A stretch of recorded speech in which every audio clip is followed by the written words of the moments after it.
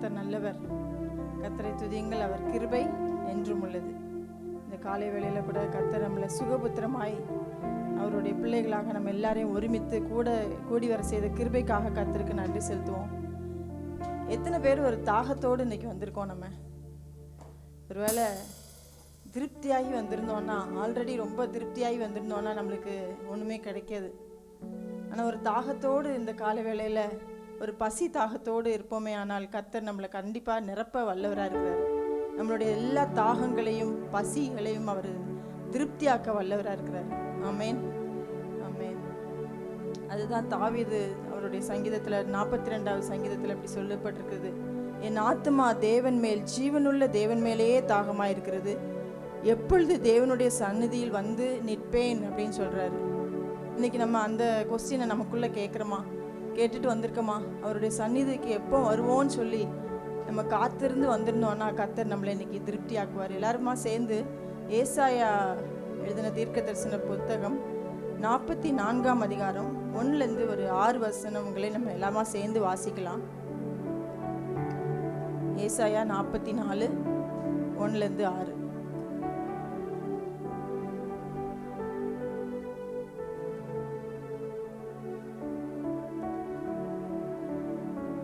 இப்பொழுதும் என் தாசனாகிய யாக்கோபே, நான் தெரிந்து கொண்ட இஸ்ரவேலே கேள், உன்னை உண்டாக்கினவரும் தாயின் கர்ப்பத்தில் உன்னை உருவாக்கினவரும் உனக்கு துணை செய்கிறவருமாகிய கர்த்தர் சொல்கிறதாவது, என் தாசனாகிய யாக்கோபே, நான் தெரிந்து கொண்ட யெஷூரனே, பயப்படாதே. தாகமுள்ளவன் மேல் தண்ணீரையும் வறண்ட நிலத்தின் மேல் ஆறுகளையும் ஊற்றுவேன். உன் சந்நிதியின் மேல் என் ஆவியையும் உன் சந்தானத்தின் மேல் என் ஆசீர்வாதத்தையும் ஊற்றுவேன். அதனால் அவர்கள் புல்லின் நடுவே நீர்க்கால்களின் ஓரத்தில் உள்ள அலரி செடிகளைப் போல வளருவார்கள். ஒருவன் நான் கர்த்தருடையவன் என்பான், ஒருவன் யாக்கோபின் பெயரை தரித்து கொள்வான். ஒருவன் நான் கர்த்தருடையவன் என்று கையெழுத்து போட்டு இஸ்ரவேலின் நாமத்தை தரித்து கொள்ளுவான். நான் முந்தினவரும் நான் பிந்தினவரும் தானே, என்னை தவிர தேவன் இல்லை. இஸ்ரவேலின் ராஜாவாகிய கர்த்தரும் சேனைகளின் கர்த்தராகிய அவருடைய மீட்பரும் சொல்லுகிறார். ஆமேன், ஆமேன். கர்த்தர் நம்மளை பார்த்து இந்த காலை வேளையில் யாக்கோபே, இஸ்ரவேலே என்று சொல்லி அழைக்கிறாரு. நம்ம எல்லாரும் உண்மையாகவே யாக்கோபும் இஸ்ரவேலுமா இருக்கிறோமா? அப்படின்னா நம்மளுக்குரிய வார்த்தை இன்னைக்கு, பயப்படாத, நான் உன் கூடவே இருக்கிறேன், நான் உனக்கு துணை செய்வேன்னு சொல்லி. ஒருவேளை மனுஷங்க நம்மளுக்கு செய்யலாம், எங்கேயோ இருந்து நம்மளுக்கு ஹெல்ப் வந்துடும் நம்ம நினைக்கலாம். ஆனால் அந்த ஹெல்ப் கர்த்தரிடத்திலிருந்து வருது அப்படின்னு சொல்லி அவர் திட்டமும் தெளிவுமா நம்மளோடு கூட அவர் இன்னைக்கு பேசுகிறாரு. என்னுடைய எம்பசிஸ் இந்த 3வது வசனம் தான். தாகமுள்ளவன் மேல் தண்ணீரையும் வறண்ட நிலத்தின் மேல் ஆறுகளையும் ஊற்றுவேன் அப்படின்னு சொல்லியிருக்கிறாரு.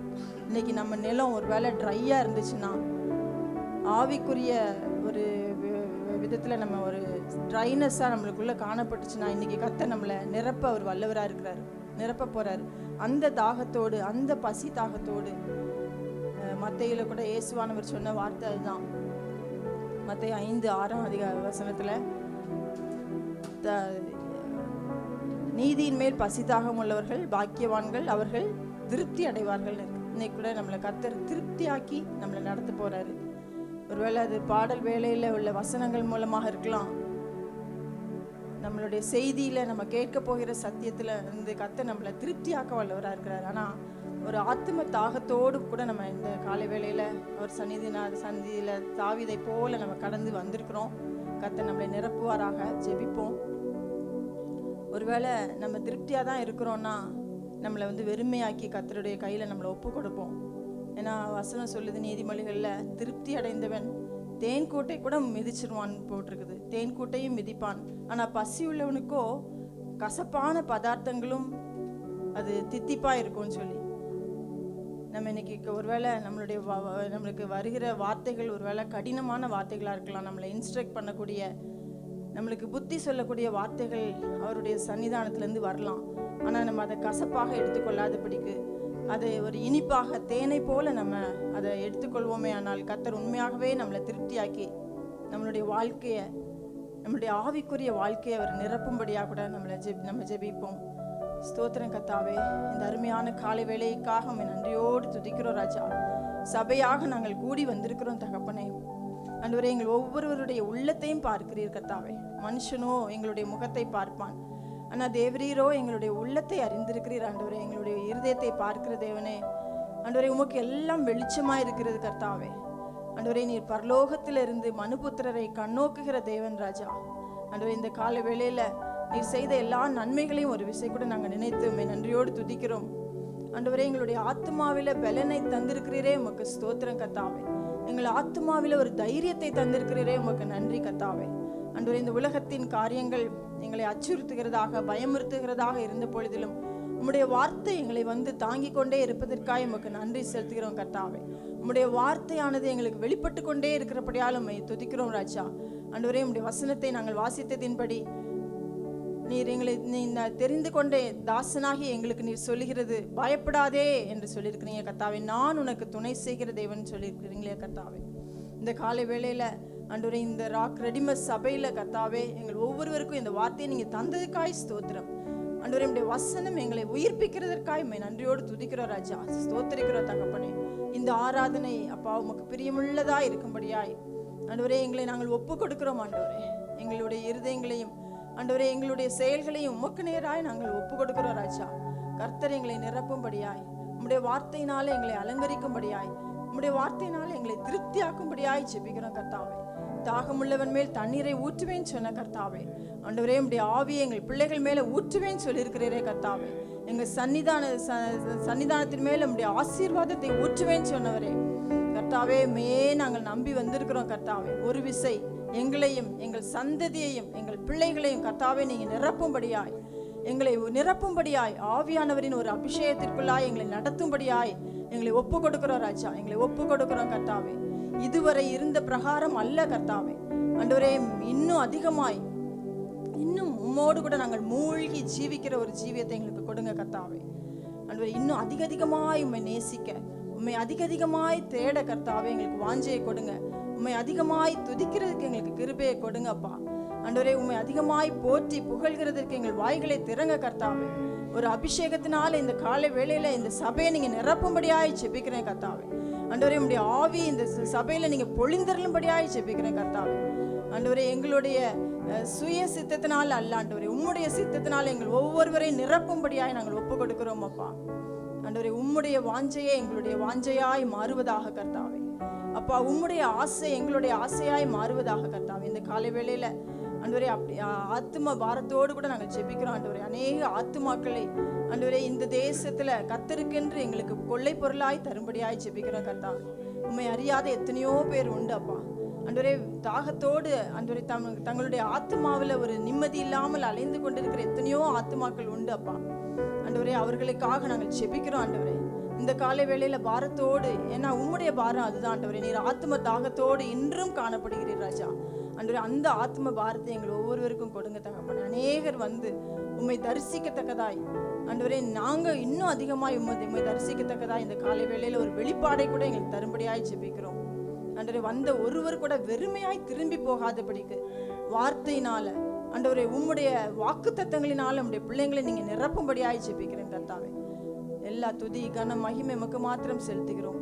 எங்களுடைய ஆராதனை உமக்கு பிரியமாய் இருப்பதாக எல்லாத்தையும் நீங்க பொறுப்பெடுத்து வழி நடத்தும்படியாய் இயேசு கிறிஸ்துவின் நாமத்தினால நாங்கள் வேண்டிக் கொள்கிறோம் பிதாவே. ஆமென்.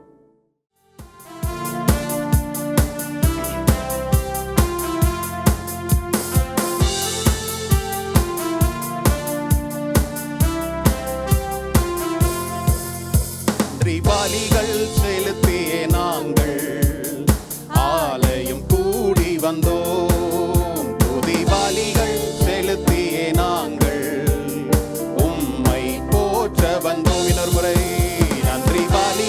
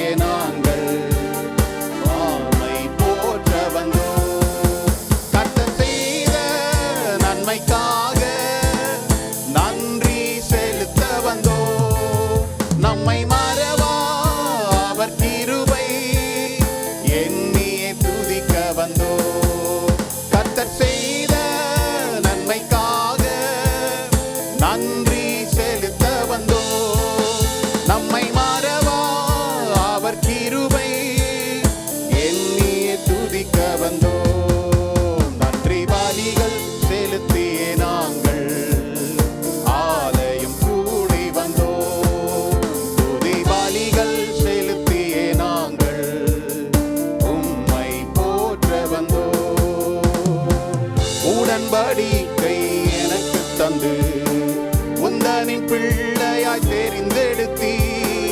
மரணத்தின் விளிம்பில் நின்ற என்னை ஜீவனின் பாதையில் திருப்பி விட்டீ. உடன்படிக்கை எனக்கு தந்து உந்தனின் பிள்ளையாய் தெரிந்தெடுத்தீ. மரணத்தின் விளிம்பில் நின்ற என்னை ஜீவனின் பாதையில் திருப்பி விட்டீ. கர்த்தர் செய்த நன்மைக்காக நன்றி செலுத்த வந்தோம். நம்மை மறவா அவர் கிருபை எண்ணியே துதிக்க வந்தோம். நன்றி பலிகள் செலுத்தியே நாங்கள் ஆலயம் கூடி வந்தோம். துதி பலிகள் செலுத்தியே நாங்கள் உம்மை போற்ற வந்தோம். வாதைகள் என்னை சூழ்ந்த போது செட்டைகளாலே என்னை மறைத்தீ. பாதைகள் எல்லாம் காக்கும்படி தூதர்கள் அனுப்பி உதவி செய்தீ. வாதைகள் என்னை சூழ்ந்த போது செட்டைகளாலே என்னை மறைத்தீ. பாதைகள் எல்லாம் காக்கும்படி தூதர்கள் அனுப்பி உதவி செய்தீ. கர்த்தர் செய்த நன்மைக்காக நன்றி செலுத்த வந்தோம். நம்மை மறவா அவர் கிருபை எண்ணி துதிக்க வந்தோம். நன்றி பலிகள் செலுத்தியே நாங்கள் ஆலயம் கூடி வந்தோம். துதி பலிகள் செலுத்தியே நாங்கள் உம்மை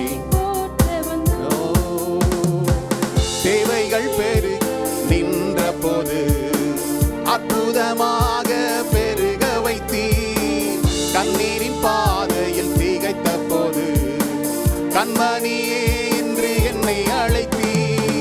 தேவைகள் நெருக்கி நின்ற போது அற்புதமாக பெருக வைத்தீ. கண்ணீரின் பாதையில் திகைத்த போது கண்மணியே என்று என்னை அழைத்தீ. கர்த்தர் செய்த நன்மைக்காக நன்றி செலுத்த வந்தோம்.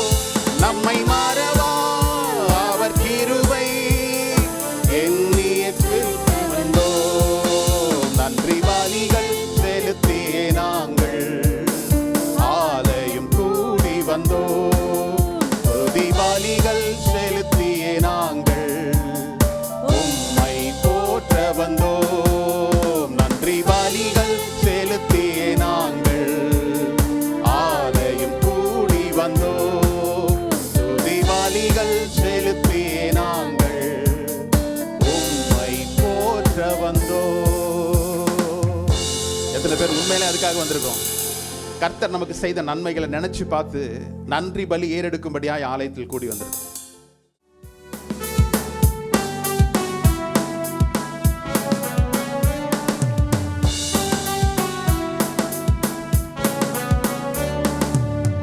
ஆத்துமனேசரே, என் அருமை தேவனே, உம் பாதம் நான் பற்றிக் கொண்டே, உம் மார்பில் நான் சாய்ந்து கொண்டே. ஆத்துமனேசரே,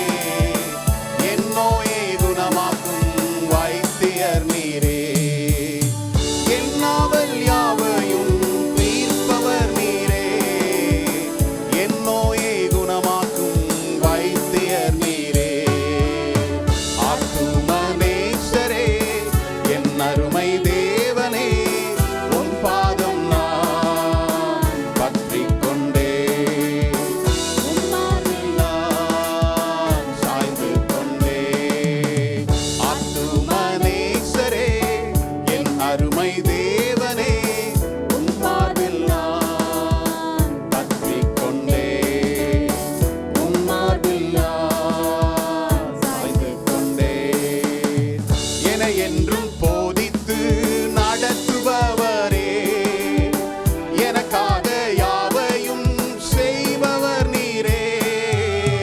என்னை என்றும் போதித்து நடத்துபவரே, எனக்காக யாவையும் செய்பவர் நீரே.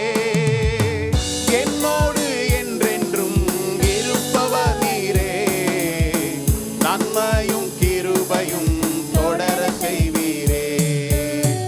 என்னோடு என்றென்றும் இருப்பவர் நீரே, நன்மையும் கிருபையும் தொடர செய்வீரே. ஆத்துமனேசரே, என் அருமை தேவனே, உம் பாதம் நான் பற்றிக் கொண்டேன். உம் மார்பில் நான் சாய்ந்து கொண்டேன். ஆத்துமனேசரே, என் அருமை தேவனே, உம் பாதம் நான் பற்றிக் கொண்டேன். உம் மார்பில் நான்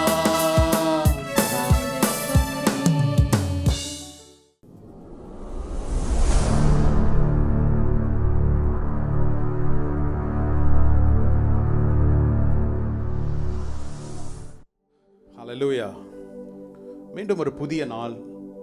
இந்த மாதத்தில் கடைசி வாரத்தில் நம்ம நிற்கிறோம். இத்தனை நாட்களாய் கர்த்தர் நம்மை கிருபையாய் காத்து நம்மை நடத்தி வருகிறார். இன்னும் ஒரு ஆண்டை, இன்னும் ஒரு மாதத்தை காணும்படியாய் கர்த்தர் நமக்கு கிருபை செய்வார் என்பதை நான் நம்புகிறேன். இந்த மாதத்தில் கர்த்தர் நம்மோடு கூட தொடர்ந்து பேசுகிற வார்த்தையில் மத்தேயு 12:20 நம்ம அதை குறித்து தான் நாம் தியானிக்கிறோம். அவர் நியாயத்திற்கு ஜெயம் கிடைக்க பண்ணும்படி நெறிந்த நாணலை முறிக்காமலும் நம் மங்கி எறிகிற தீரியை அணைக்காமலும் இருப்பார் அப்படின்னு சொல்லி பார்க்கிறோம். ஜெயம் கிடைக்கிற வரையும், நியாயத்திற்கு ஜெயம் கிடைக்க பண்ணுகிற வரைக்கும் நெறிந்த நாணல், பலவீனமான பாத்திரங்கள், மங்கி எறிகிற திரி, நம்பிக்கையற்ற சூழ்நிலைகளிலும் கூட அவர் அணையாது காத்துக்கொள்கிற தேவனா இருக்கிறார். அவர் நீதி உள்ளவராக இருக்கிறார். இந்த காலை வேளையில சொல்றேன், நம் தேவன் நீதி செய்கிற தேவனா இருக்கிறார். நம்முடைய வாழ்க்கையில ஏன் இந்த அநீதி, ஏன் இந்த காரியம் நடக்குது அப்படின்னு நினைச்சாலும் அவர் நீதி செய்கிறவராக இருக்கிறார்.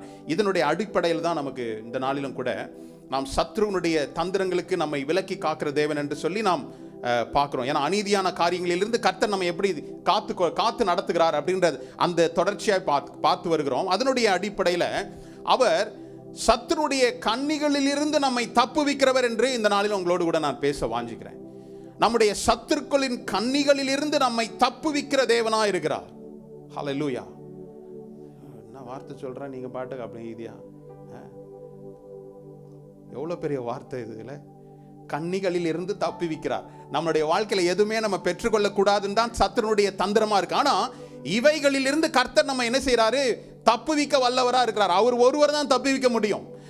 கண்ணினா என்னது, ட்ராப் அப்படின்னா, ஸ்னேர் அப்படின்னா என்னது, இதுல அடிக்கிற ஸ்னேரை சொல்லல, வந்து ஸ்னேர்னா என்னது, கண்ணின்னா என்னது, மறைவாய் வைக்கப்படுகிற காரியம், நமக்கு தெரியாது. நம்ம ஒரு ஆள் நினைக்கலாம், நம்ம இந்த உயர்ந்த ஸ்தானத்தில் வந்துட்டோம், நம்மளுடைய ஏதோ நமக்கு கிடைச்ச லக்கு. அப்படி அல்ல. நமக்கு பின்னாடி வைக்கின்ற காரியங்கள் எல்லாம் கர்த்தர் திரைமறைவாய் சில காரியங்களை செய்து நம்ம என்ன செய்யறாரு, காக்கிற தேவனா இருக்கிறார். அப்போ அவர் கண்ணிகளுக்கு நம்மை தப்புவிக்கிறவராய் இருக்கிறார். அப்படின்னா கண்ணி என்பது மறைவாய் வைக்கப்படுகின்ற காரியம் இல்ல. ஒரு பறவையோ இல்ல ஒரு விலங்கையோ பிடிக்கணும்னா என்ன செய்யறாங்க, ஒரு ட்ராப் வைக்கிறாங்க, ஒரு ட்ராப் செட் பண்றாங்க. ட்ராப் வச்ச உடனே அது வந்துருதா? இல்ல. அதை என்டைஸ் பண்றதுக்கு, அதை கவர்வதற்கு, அட்ராக்ட் பண்ணுவதற்கு அதுக்கு என்ன இருக்குது, என்ன வைக்கிறாங்க, பொறி வைக்கிறாங்க. அதான் கண்ணி. ஃபீடு வைக்கிறாங்க, அதுக்கு தேவையான உணவு வைக்கிறாங்க. நல்லா யோசிச்சு பாருங்க. இந்த உலகத்துல சத்ருவானவன் நமக்கு தெரியாத சில கண்ணிகளை வைத்து நமக்கு கவர்ச்சியூட்டும்படியான சில காரியங்களை வைக்கிறான். ட்ராப் வச்ச உடனே அந்த பறவையோ இல்ல அந்த விலங்கோ போய் அந்த ட்ராப்ல விழுறது இல்ல, அது விழுவதற்கு என்ன செய்து, ஒரு ஃபீடு வைக்கிறான், ஒரு கவர், ஒரு அட்ராக்ட் பண்றதுக்கு, கவரத்தக்கதாக சில உணவு பண்டங்களோ. பறவைக்கு விலங்குகளுக்கு அதுதான். ஆனா மனுஷங்களுக்கு நிறைய இருக்குது, கவுண்ட்லெஸ். அப்படிதான் இல்ல.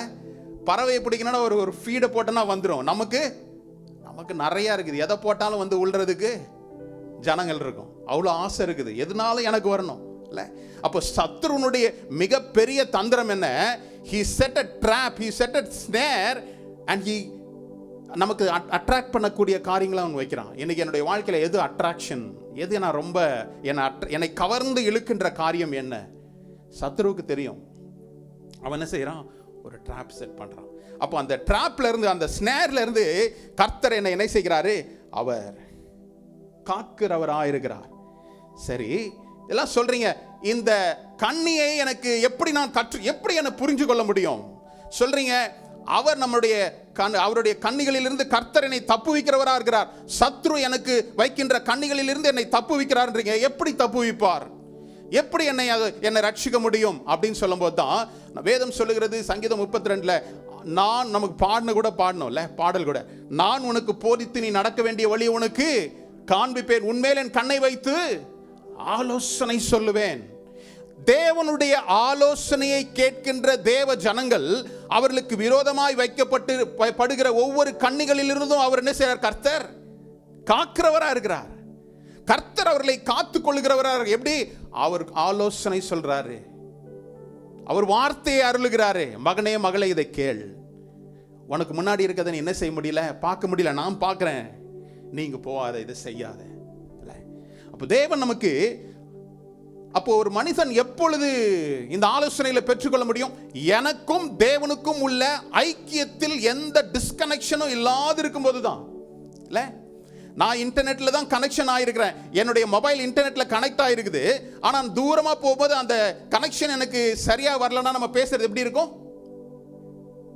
விட்டு விட்டு கேட்கும். இன்னும் கொஞ்சம் தூரம் போனா தேவனுக்கும் எனக்கும் உள்ள நெருக்கமும் அதே போலதான். நான் அவரோடு கூட சரியான சிக்னல்ல இருக்கிறேன், சரியான கனெக்ஷன்ல இருக்கிறேன்னா அவர் சொல்வதை உடனே எனக்கு கேட்கும். நான் தூரமா இருக்கும்போது, அவரோடு கூட எனக்கும் தேவனுக்கும் உள்ள இடைவெளி அதிகமா இருக்கும்போது, அவர் பேசுறது எனக்கு கொஞ்சம் விட்டு விட்டு கேட்கும் போதே நீங்க உஷாராயிரணும். என்னது, நம்ம எங்கேயோ போயிட்டு இருக்கிறோம், மறுபடியும் என்ன செய்யணும்? ஆமா, பி ஆன் ட்ராக் அப்படின்னு வந்துடணும். இல்ல, நம்ம இன்னும் கொஞ்சம் தூரம் போலாம் அப்படின்னா சொல்ல கொஞ்ச நேரத்தில் என்ன செய்யும்? ஆமா, சிலர் இப்படி சொல்லுவாங்கல்ல, வேதத்தை படிக்கிறேன் பாஸ்டர், என்னோட கர்த்தர் பேசவே மாட்டார். எப்படி பேசுவார்? சண்டே ஆனாதான் பைபிளை தேடுறது, எப்படி பேச முடியும்? எனக்கும் தேவனுக்கும் உள்ள ஐக்கியத்தின் மூலமாக தான் அவர் என்னை எச்சரித்து என்னை என்ன செய்வாரு? நடத்துகிற தேவனா இருக்கிறார்ல. அநேக வசனங்கள் சொல்ல முடியும். அவர் நம்முடைய கண்ணிகள், நமக்கு சத்ரு நமக்கு எதிராய் வைத்திருக்கிற கண்ணிகளில் இருந்து அவர் நம்மை தப்புவிக்கிற தேவனா இருக்கிறார்ல. நீதிமொழிகள் 22:3 சொல்லப்பட்டிருக்குது, விவேகி ஆபத்தை கண்டு மறைந்து கொள்ளுகிறான், பேதையோ நெடுக போய் தண்டிக்கப்படுகிறான். A prudent man foresees evil and hide himself, and simple press on and punish. புரியுதா? சில நேரம் பார்வைக்கு அது நலமா தான் இருக்கும், இந்த கம்பெனி நல்லா தான் இருக்குது, இது நல்லா தான் இருக்குது, இது நல்லா இருக்கும் நம்ம நினைக்கிறோம். ஆனால் கர்த்தருடைய ஆலோசனையின் பேரில் போகின்ற ஒரு தேவ ஜனம், அது ஆபத்தா இல்லையா என்பதை கர்த்தர் நமக்கு என்ன செய்வாரு? போதிக்கிற தேவனா இருக்கிறார். அவர் ஏதோ நம்மை வழி நடத்துகிற தேவன் மாத்திரமல்ல, நம்மை எச்சரித்து அவர் என்ன செய்றார்? எச்சரிப்பை கொடுக்கிறார். நம்ம நினைக்கிறோம் கர்த்தர்ட்ட வரும்போது நமக்கு வாக்குத்தத்தம் மாத்திரம் வரணும், நமக்கு ஆசீர்வாதம் மாத்திரம் அல்ல, நம்ம எச்சரிக்கிற தேவனா இருக்கிறார். இங்கு போனா சரியில்லைன்னு அவர் எச்சரிக்கிறார். அதுதான் சொல்றாரு, நான் உனக்கு போதிப்பேன்பா, உன் மேல என் கண்ணை வச்சு ஆலோசனை சொல்லுவேன். எதுக்கு? நீ போகிற இடத்தை நான் அறிந்திருக்கிறேன், நீ போகிற இடத்துக்கு நான் சரியா உன்னை கூட்டிட்டு போகணும். நடுவில் இருக்கிற இந்த கண்ணிகள் எல்லாம் உன்னை என்ன செய்யுது? எப்படியாவது உன்னை பிடிச்சிக்கலாம்னு நினைக்குது. அதுக்கு நீங்களாக்கி காக்கணும்னா என்னுடைய வார்த்தையை நீ என்ன செய்ய? கேட்கணும். இல்ல, ஹல்லேலூயா. நீங்க சொல்றது நல்லா தான் இருக்குது பாஸ்டர், ஆனா ஏன் நம்ம வாழ்க்கையில பிரச்சனைகள்? விசுவாச வாழ்க்கையில் நான் கர்த்தரை அறிந்து கொண்ட பிற்பாடு என்னுடைய வாழ்க்கையில் அநேக பிரச்சனைகளும் பாடுகளும் இருக்குதே. பாடுகள் நிறைந்ததுதான் கிறிஸ்தவ ஜீவியமா? அதுக்கு நான் இல்லாம இருந்தாலே நான் மகிழ்ச்சியா இருந்திருக்கலாம். இல்ல, தேவன் உங்களுக்கு பிரச்சனைகளை கொடுத்துட்டு அவர் தூரத்துல இருந்து மறைந்திருந்து சந்தோஷப்படுகிற தேவன் அல்ல. ஹல்லேலூயா. ஒரு மனுஷனை உருவாக்கணும்னா, ஒரு நீங்க ஆர்மி கேம்ப்லாம் போனா என்னது சந்தோஷமா இருக்குமா? அங்க போனவங்க எல்லாம் சொல்லுவாங்க, தூங்குறதுக்கு நேரம் இருக்காது, சாப்பிட்றதுக்கு சாப்பாடு இருக்காது. ஆனா என்ன செய்வாங்க? அந்த ட்ரைனிங் முடிச்சுட்டு வரும்போது நீங்க அந்த ஆளை பார்த்தீங்கன்னா, 100 பேர் நடக்கும்போது ஒரு ஆர்மி ஆஃபீஸர் நடக்கிறதுக்கு எவ்வளவு வித்தியாசம் இருக்கும் தெரியுமா? தெரியாதா? ஆமா, நம்ம தொந்தையும் தொப்பியுமா போவோம். அவன் நடக்கிறதே எப்படி இருக்கும்? அவனை பார்க்கும்போதே தெரியும், இவர் ஆர்மி ஆஃபீஸர். எப்படி தெரியும்? கர்த்தர் சில காரியங்களை உருவாக்குவதற்கு தெரியுமா, இந்த உலகத்திலிருந்து உங்களை வேறு பிரித்து காண்பிப்பதற்காக தான். நீங்க யார் என்பதை கர்த்தர் உங்களுக்கு ஒரு அடையாளப்படுத்துவதற்காக தான் கர்த்தர் சில ட்ரைனிங் கிரவுண்டை கொடுக்கிறார். ஏன் பிரச்சனை, ஏன் பாடுகள்? இந்த பாடுகள்ல நீங்க மாத்திரமல்ல, கர்த்தர் உங்களோடு கூட இருக்கிறார். அதுதான் ஒரு வசனம் சொல்லு, நீதிமான்களுக்கு வரும் துன்பங்கள் அநேகமா இருக்கும், ஆனால் கர்த்தரோ அவைகளில் நின்று அவர்களை என்ன செய்யறாராம். சங்கீதம் 34:19 குறிச்சு வச்சுக்கோங்க. ஏன் பிரச்சனை, பாடுகள், ஏன் நம்ம வாழ்க்கையில் இந்த பிரச்சனைகள்? இதை காட்டிலும் ஆபத்தான காரியத்திலிருந்து கர்த்தர் உங்களை என்ன செய்யறாரு, அந்த ட்ராப்ல இருந்து கர்த்தர் உங்களை வெளியில கொண்டு வர்றதுக்காக தான் பிரச்சனைகள் வரும். நீதிமானுக்கு வரும் துன்பங்கள் அநேகமா இருக்கும், கர்த்தர் அவைகள் எல்லாவற்றிலும் நின்று என்னை விடுவிப்பார். இப்படி படிங்க வேதத்தை. எனக்கு வருகிற பிரச்சனை அநேகமா இருக்கலாம் கர்த்தாவே, ஆனால் எல்லாவற்றிலும் இருந்து விடுவிக்கிறவர் நீர் ஒருவர் மாத்திரமே. நான் உண்மைதான், நான் நம்பி இருக்கிறேன், உண்மைதான் நான் பார்த்திருக்கிறேன். ஹல்லேலூயா. சத்துருக்கள் அநேக கண்ணிகளை எனக்கு வைத்திருக்கலாம், எனக்கு தெரியாது இல்ல. கண்ணி வெடி வச்சிருக்குதுன்றது சொல்லுவாங்கல்ல சில ட்ராப், நான் எங்க இருக்குன்னு தெரியாது, ஆனா கால் மிதிச்சா என்ன செய்யும், மாட்டிக்கிடும். அதே போல நம்மளுடைய ஆவிக்குரிய வாழ்க்கையில நான் விழத்தள்ளும்படி சத்ருவானவன் அநேக காரியங்களை என்னை வஞ்சித்து இழுக்கணும்னு நினைக்கிறான். ஆனால் கர்த்தர் என்ன செய்யறாரு, இங்க வேணாம், இந்த இடம் போகாத, இது உனக்கு ட்ராப். இது எப்படி நான் புரிந்து கொள்ள முடியும்? தேவனுடனான உள்ள ஐக்கியம், என் ஆவியும் தேவனுடைய ஆவியும் இணைந்திருக்கும் போது தான் இந்த டிரான்ஸ்ஃபர், இந்த இன்ஃபர்மேஷன் என்ன செய்யும், எனக்கு கிடைக்கும். எந்த காரியத்தை செய்யும் போதும் தேவனுக்கு முன்பதாக நான், கர்த்தருக்கு முன்பதாக நான் என்னை காண்பித்தேனே என்றால் கர்த்தர் எனக்கு போதுமானவராக இருப்பார். ஒரு நபரை குறித்து நான் அவரை சார்ந்து கொள்ளும் போது கர்த்தர் என்னை எல்லா விதத்திலும் இருந்து காக்க அவர் போதுமான, என் தேவைகளை சந்திக்க அவர் போதுமானவராக இருக்கிறார். இந்த உலகம் உங்களுக்கு அநேக ரிப்போர்ட்ஸ் கொடுக்கலாம்.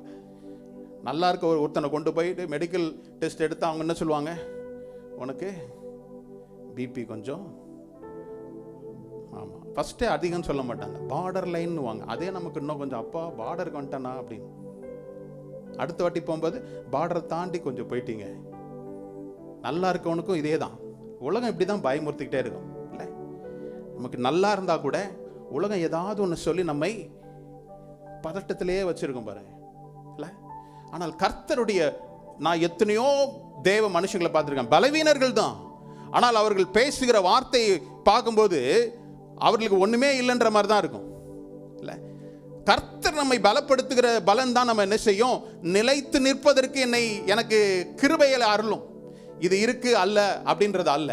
அப்போ நீதிமான்களுக்கு வரும் துன்பம் அநேகமாக இருக்கலாம், அவைகள் எல்லாவற்றிலும் நின்று கர்த்தர் என்ன செய்வார், அவனை, அதுதான் நமக்கு உத்தரவாதம், அதுதான் நமக்கு கேரண்டி. எனக்கு பிரச்சனைகள் வந்தா வரலாம், ஆனால் எல்லாவற்றிலும் இருந்து கர்த்தர் என்னை காக்க விடுவிக்க அவர் வல்லவராக இருக்கிறார். இப்படிப்பட்ட ஒரு மனுஷனை குறித்து தான் நம்ம பார்க்க போறோம். தேவனை சார்ந்து இருக்கிறவனுக்கும் தேவனால் தெரிந்து கொள்ளப்பட்ட ஒரு மகனும் கூட எப்படி தன்னுடைய வாழ்க்கை மாறி போனது என்பதை குறித்து உங்களோடு கூட நான், வாலிபனாய் இருந்த தாவீதை கர்த்தர் சாமுவேலை கொண்டு இஸ்ரவேல் ஜனத்திற்கு ராஜாவாய் அபிஷேகம் பண்ணப்பட்டான். அபிஷேகம் பண்ணப்பட்ட பிற்பாடு கோலியாத்தை என்ன செய்தானா, முறியடித்தான். கோலியாத்தை முறியடித்து இஸ்ரவேல் ஜனங்களுடைய நிந்தையை, அவமானத்தை அவன் என்ன செய்யணும், நீக்கினான். அதற்கு பிற்பாடு என்ன நடந்தது, நமக்கு இந்த சம்பவம் நல்லா தெரிஞ்சாலும் கூட சில கன்னிகளில் இருந்து கர்த்தர் உங்களையும் என்னை அவர் காக்க போதுமானவராக இருக்கிறார். அதை அறிந்து கொள்வோம். இந்த சம்பவத்தை நாம் தியானிக்கும் போது என்னுடைய நிலை எந்த இடத்துல இருக்குது நம்ம நிதானித்து அறிந்து அதிலிருந்து நம்ம தப்பு வைக்கணுமா இன்னும் மேலே வளரணுமான்றதை தீர்மானிப்பது உங்களுடைய பொறுப்பு. உங்கள்கிட்ட நான் விட்டுறேன் இல்லை. எடுத்துக்கொள்ள பாருங்களேன், சாமுவேல் 1 சாமுவேல் 18ஆம் அதிகாரத்தில் 7, 8, 9 படிக்கலாம். அந்த ஸ்திரீகள் ஆடி பாடுகையில் சவுல் கொன்றது 1000, தாவீது கொன்றது 10000 என்று முறையாக பாடினார்கள். போதும் என்ன சொல்றாங்க? ஆமா, கோலியாத்தை கொன்று தாவீது திரும்பும்போது சில பெண்கள் என்ன செய்யறாங்க, ஆடி பாடுறாங்க, ஆர்ப்பரிக்கிறாங்க. சவுல் கொன்றது 1000, தாவீதோ 10000. 10000னா 10000. இதை கேட்டுக்கொண்டிருந்த சவுலுக்கு, ஆமா நான் சொல்றேன், தேவ பிள்ளைகளுடைய வளர்ச்சியில் நீங்க சந்தோஷப்பட்டாதான் உங்களுக்குள் கர்த்தருடைய ஆவி செயல்படுதுன்னு அர்த்தம் இல்ல. நம்ம கூட தான் உட்கார்ந்து இருக்கிறான், அவனுக்கு இன்கிரிமெண்ட் கிடைச்சிருச்சு, பிரைஸ் காட் அப்படின்னு எத்தனை பேர் சொல்றோம்? உடனே நம்ம பிளேலிஸ்ட்டை பார்க்குறோம், இன்னைக்கு எனக்கு அதே தான் இருக்குது, அவனுக்கோ. அப்போ நமக்கு என்ன ஆவி இருக்குது? இல்லை, சட்டுன்னு ஒரு பொறாமை வரும், சட்டுன்னு ஒரு காரியம் வரும். ஆனால் நாம் மேற்கொள்ளும்படியாய் அழைக்கப்பட்டிருக்கிறோம். சத்துருனுடைய கண்ணி இப்படிதான். நான் ஒரு சில காரியங்கள் நான் சொல்றேன், இந்த உலக பிரகாரமான பறவைகளுக்கும் இல்ல விலங்குகளுக்கும் ஒரு தீனி போதுமா இருக்குது. ஆனால் நமக்கு நிறைய ஃபீட், நிறைய ட்ராப் இருக்குது. இவைகளில் இருந்து கர்த்தரனை தப்பு வைக்கணும்னா இதுதான் இங்கு சொல்லப்பட்ட காரியம். தாவீது கொன்றது 10,000 உடனே அவனுக்கு குப்புன்னு ஆயிடுச்சு. என்னடா இந்த ஜனங்க நம்மளை விட்டு போயிடுவாங்க போல. நான் சொல்றேன், தேவன் உங்களை அழைச்சிருந்து ஒரு ஊழியத்தை கொடுத்தா அந்த ஊழியம் கர்த்தருடையது. அதை பராமரிப்பது யாரோட வேலை? அடுத்த வசனத்தை பார்ப்போமே. அந்த வார்த்தை சவுலுக்கு விசனமாய் இருந்தது. அவன் மிகுந்த எரிச்சல் அடைந்து, தாவீதுக்கு 10,000 எனக்கோ 1000 கொடுத்தார்கள், இன்னும் ராஜாங்கம் மாத்திரம் அவனுக்கு குறைவாய் இருக்கிறது என்று சொல்லி அவன் என்ன நினைச்சுக்கிட்டான்? நம்மளுடைய எதிரி அவன். எப்ப நான் சொல்றனோ, நம்மளுடைய சகோதரர்களுடைய வளர்ச்சியில் நாம் பங்கு பெறலனா ஆட்டோமேட்டிக்கா நமக்கு என்ன வந்துடும்? ஆமா, நிறைய பேர் ஆனஸ்டா இருக்கிறீங்க, வந்துடும் பொறாமை. இல்ல, நம்மளுடைய சகோதரர்கள், என்னுடைய நம்ம சர்ச்சில் பிரதர்னு சொல்றோம், அவருக்கு ஒரு ப்ரமோஷன் கிடைச்சது, பிரைஸ் காட் அப்படின்னு சொல்றோமா, உள்ளுக்குள்ள அப்படியே யோசிக்கிட்டே இருக்குமா, எனக்கு இன்னும் கிடைக்கல. இல்ல, இங்க என்ன சொல்றான்? முதல்ல அவன் என்ன செய்தான்? விசனமாயிருந்து எரிச்சல். இதெல்லாம் ஏன் வருது? பொறாமை. பொறாமையின் ஆவியும் தேவனுடைய ஆவியும் நம்ம ஒரே சரீரத்தில் என்ன செய்ய முடியாது, வாசம் பண்ணதுக்கு வாய்ப்பு இல்லை. அப்ப தேவனால் தெரிந்து கொள்ளப்பட்ட ராஜா தான், தேவனால் தெரிந்து கொள்ளப்பட்ட ராஜா, முதல் ராஜா, அவன் என்ன செய்யறான்? எரிச்சல் அடைகிறான். தாவீது மேல ஒரு பொறாமை வருது. அடுத்தது 9வது வசனம்.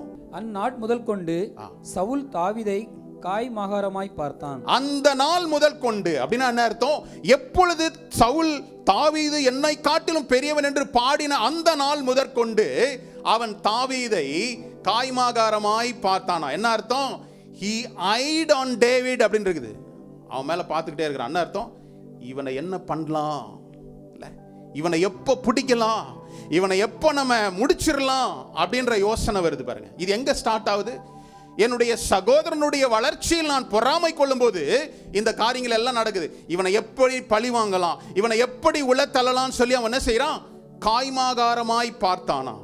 இந்த வார்த்தைலாம் பேசும்போது ஏதோ ஒன்று போல நினைச்சுக்கிறோம், அப்படிதானே? அதுக்கு அர்த்தம் என்னது?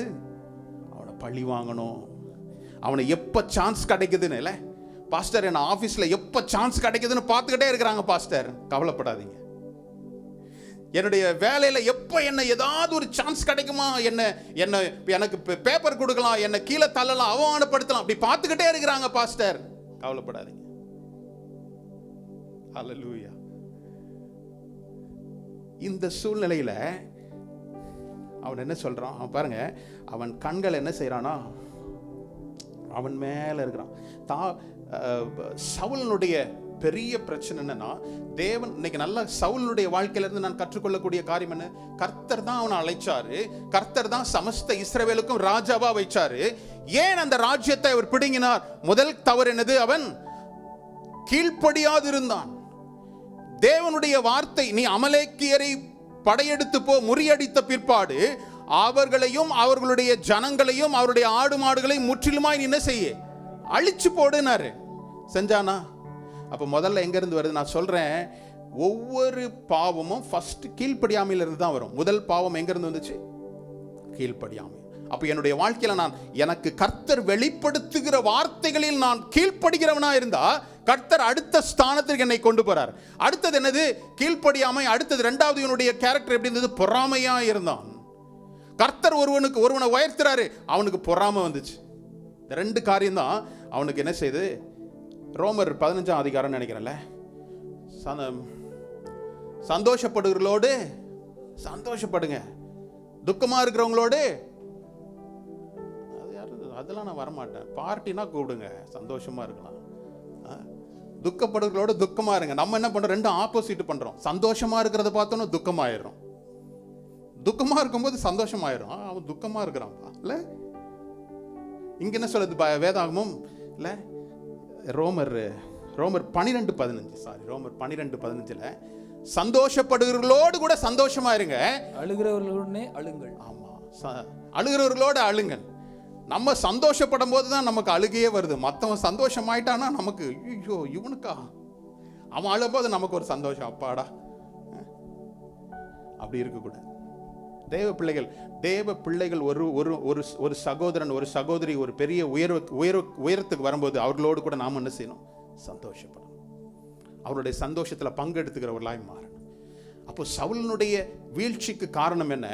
அவன் தேவனால் ஒரு மனுஷன் ஒரு வெற்றி ஒரு செழிப்படையும் போது அவனால் என்ன செய்ய முடியல? பொறுத்து கொள்ள முடியல. எல்லாத்துக்கும் நான் தான், எல்லாத்துக்கும் தலைவனா நான் தான் இருக்கணும்னு நினைச்சான். அடுத்த வசனம் பாருங்களேன், 10வது வசனம். மறுநாளிலே தேவனால் விடப்பட்ட பொல்லாத ஆவி சவுலின் மேல் இறங்கிற்று. அவன் வீட்டிற்குள்ளே தீர்க்க தரிசனம் சொல்லிக் கொண்டிருந்தான். போதும், சொல்லப்பட்ட காரியம் பாருங்க. இது அநேகருக்கு தேவனால் விடப்பட்ட பொல்லாத ஆவி. அப்போ கர்த்தர் பொல்லாத ஆவியையும் அவர் கண்ட்ரோல் பண்றாரா அப்படின்னு நான் என்னுடைய செய்தி இது அல்ல. இருந்தாலும் இதை ஒரு சின்னதாக சொல்லிட்டு நான் அடுத்த வார்த்தைக்கு நேராக போறேன். தேவனால் விடப்பட்ட பொல்லாத ஆவி சவுலின் மேல் என்னது இறங்கிற்று அப்படின்னு சொல்லப்பட்டிருக்கு. தேவனால் பொல்லாத ஆவியை விடுகிறவர் அல்ல.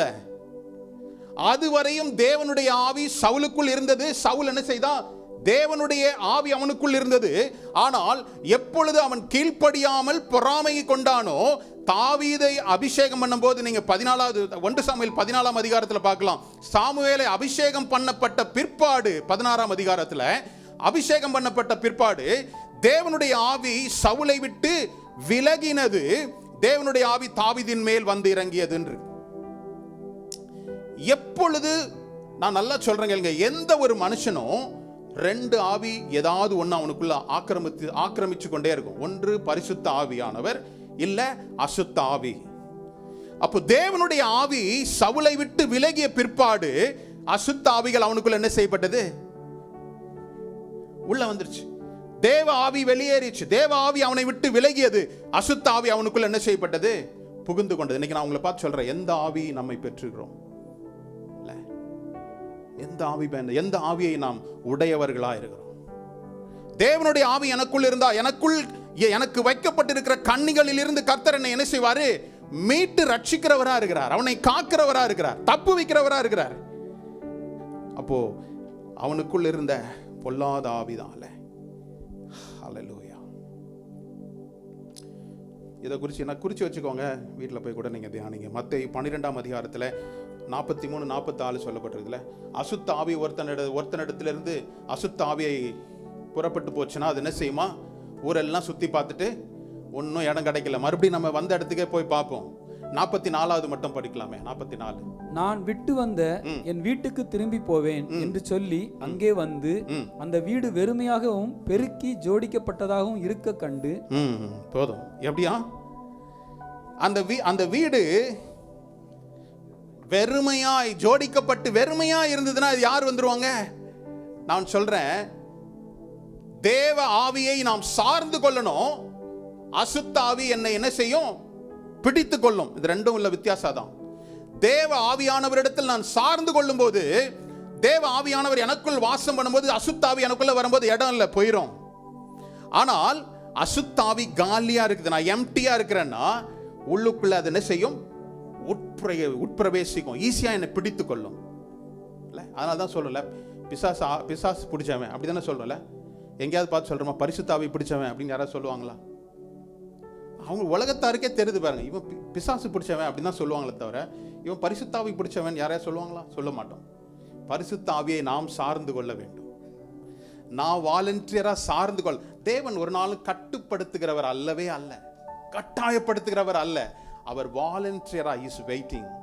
கர்த்தாவே, பிள்ளைகளை என்னிடத்துல வாருங்கள், என் மகளே என்னிடத்துல வா, என் மகனே என்னிடத்துல வா.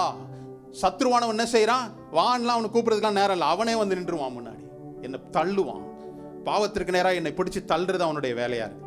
அப்போ ஒரு மனுஷன் தேவ ஆவியினால் நிரம்பி இருக்கிறானா, அசுத்த ஆவியினால் ஆக்கிரமிக்கிறானா? இதுதான் 2 காரியம். ஒரு மனுஷன் 2த்துல ஏதாவது ஒன்றை என்ன செய்வான்? அவன் பற்றிக்கொள்ள உடையவனா இருப்பான். அப்போ இந்த ஆவியின் கிரியை தான் என்ன செய்யும்? இந்த மனுஷன் எந்த ஆவி உடையவனா இருக்கிறான் என்பதை என்ன செய்யும்? எடுத்து காட்டும். பாருங்களேன். இல்ல, நம்ம மறுபடியும் அந்த 10வது 1 சாமுவேல் 18:10 போயிருவோமே. 11வது வசனம் 16வது வசனம் படி. அப்பொழுது சவுல் தாவீதை சுவரோடே சேர்த்து உருவ குத்தி போடுவேன் என்று ஈட்டியை அவன் மேல் எறிந்தான். ஆனாலும் தாவீது விலகி 2 தரம் அவனுக்கு தப்பினான். ஹல்லேலூயா. அடுத்தது பொறாமை என்ன செய்து? கொலை செய்யும்படியாக தூண்டுகிறது பாருங்க. ஒரு மனுஷன் பொறாமைப்பட்டான்னா அவன் எப்போ விழுவான்னு பார்த்துக்கிட்டே இருக்கிறது தான் அவனுடைய வேலையாக இருக்கும். இவனுடைய முன்னேற்றத்துக்கு அவன் டைம் ஸ்பெண்ட் பண்ண மாட்டான். பொறாமையினுடைய பவர் அதுதான். பொறாமைப்பட்டவன் இவன் என்ன செய்யறான்? இவனை எப்படியாவது ஒழிச்சு கட்டிட்டனா எனக்கு சந்தோஷம். இவன் அவன் போட்டியா வரல. தாவீது ஒரு நாள் நான் தான் உனக்கு போட்டின்னு சொல்லல. ஆனால் அவன் என்ன செய்யறான்? ஒருவேளை இவன் எனக்கு நான் 1000 தான், எனக்கு 1000 அவனுக்கு 10,000 இல்ல அப்படி நம்ம யோசிக்கிறதுல இவன் என்ன செய்யறான்? கொலை செய்யவும் என்ன செய்தான்? துணிந்துட்டான். யோவான் 10:10 சொல்றதுல திருடன் எதிர்க்க வருவான், திருடவும் கொல்லவும் அழிக்கவுமே அன்றி வேறொன்றிற்கும் வரான். நானோ ஜீவனை கொடுக்கும்படி அது பரிபூரணம் அடையும்படி நான் வந்திருக்கிறேன். ரெண்டுத்துக்கும் வித்தியாசம் பாருங்களேன். நம்முடைய வாழ்க்கையில சந்தோஷத்தை, சமாதானத்தை எல்லாவற்றையும் திருடிக் கொள்ளும்படியே தான் வரான். ஆனால் அவர் பூரணப்படுத்தும்படியாய் வருகிறார். என்னுடைய வாழ்க்கையில் நான் எந்த கண்ணோட்டத்தில் எந்த பகுதியில் நான் இருக்கிறேன் நிதானித்து அறிந்து கொள்ளும்படி. அடுத்தது 12வது வசனம். கர்த்தர் தாவீதோடே கூட இருக்கிறார் என்றும் தன்னை விட்டு விலகி போனார் என்றும் சவுல் கண்டு தாவீதுக்கு பயந்து. பாருங்க, கர்த்தர் தாவீதோடு கூட இருக்கிறார் என்றும் தன்னை விட்டு விலகினார் என்றும் யாரு பார்க்கிறா? அவனுக்கு தெரியுது, ஐயோ நம்ம இப்படி இல்லையே, இன்னைக்கு அவனை கொலை செய்யற அளவுக்கு வந்துட்டோம். அப்போ கர்த்தர் என்னிடத்துல இல்ல, ஆனால் தாவீதோடு இருக்கிறதை அவன் என்ன செய்யறான்? நல்லா யோசித்து பாருங்க. இஸ்ரவேல் ஜனத்திற்கும் அந்த தேசத்தின் முழுவதற்கும் அவன் தான் ராஜா. எல்லா அதிகாரிகளும் அவனுடைய கட்டுப்பாட்டில் தான் இருக்கிறாங்க. எல்லா பொருளும் அவனுடைய இதுதான். அந்த தேசத்தின் என்னெல்லாம் இருக்குதோ எல்லாம் அவனுடைய கட்டுப்பாட்டுக்குள்ள இருக்குது. ஆனா அவனுக்குள்ள யாரும் இல்லை. இன்னைக்கு உங்களை பார்த்து சொல்றேன், உலகத்தில் அநேக காரியங்களை நம்ம பெற்றுக்கொள்றோம் நினைக்கிறோம். இதை வாங்கிடணும், அதை செஞ்சிடணும், இந்த இடத்த போய் பார்த்துடணும், இது பல காரியங்கள் நம்ம யோசிக்கிறோம். ஆனா நமக்குள் கர்த்தர் இல்லைன்னா எல்லாமே வேஸ்ட். அவனுடைய வாழ்க்கை போராட்டத்தின் மேல் போராட்டமாக தான் இருந்தது. ராஜாவா தான் இருக்கிறான். எத்தனை வருஷம் ராஜாவா இருக்கிறான்? 40 ஆண்டுகள் ராஜாவா இருக்கிறான்னு சொல்லப்பட்டிருக்குது.